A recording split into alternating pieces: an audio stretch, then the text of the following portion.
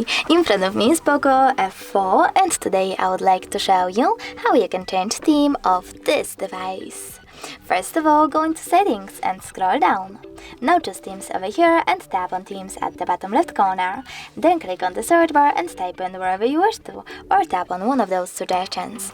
I will go with Spider-Man. Then tap on the best theme for you, like that one. Click on free over here. Wait a bit and tap on apply. Then wait again. If you got this kind of pop-up and you decided to apply this theme anyway, you need to choose got it. Then wait, click on home button, and as you can see after that, theme of my smartphone has changed. But you can always go into exactly the same settings, the theme ones, but this time select profile at the bottom right corner. Now if you wish to go back into your default theme, click on themes over here and tap on POCO or Limitless. Then select apply.